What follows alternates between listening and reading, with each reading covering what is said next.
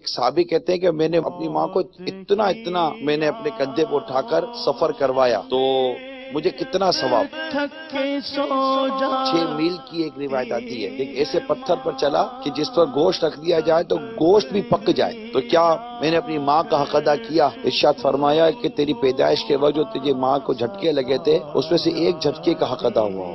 آج ماں کے ساتھ بدسلوکی کی جاتی، آج ماں کو بعض اوقات نوکرانی سے زیادہ برے طریقے سے ٹریٹ کیا جاتا ہے۔ ماں آپ کے لیے دعا کرتی ہے، ماں آپ کے لیے روتی ہے، ماں آپ کے لیے کرتی ہے، آپ بیمار ہو تو تڑپتی ماں ہے، آپ روتے ہو تو تڑپتی ماں ہے، آپ کو بھوک لگتی ہے تو کھلاتی ماں تھی۔ ماں سب کچھ کرتی رہی، ماں نے آپ کی پرورش کی، ماں نے آپ کو بڑا کیا، ماں نے آپ کو اپنا دودھ پلایا، ماں موت کے منہ سے نکل کر وہ ذریعہ بنی ہے ہمارے دنیا میں آنے کا۔ ماں نے اتنی خدمتیں کی ہیں، کبھی زندگی میں ایک بار ماں کو کہا ہے ماں جزاک اللہ،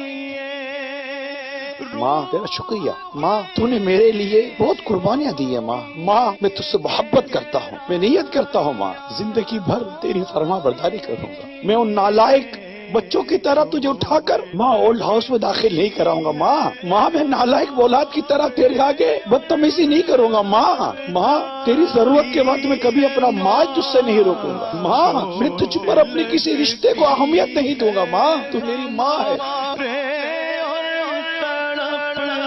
ابھی ماں جن کی حیات ہے ان کو چاہیے کہ ماں سے کچھ کہہ دو یار، محبت کے 2 جملے۔ آج ماں کے ساتھ اظہار محبت کر لو، اس کی خدمتوں کا آج اعتراف کر لو، اس سے پہلے کہ ماں مر جائے۔ پیار کہتے ہیں اس کسے، اور ماں متا کیا چیز ہے،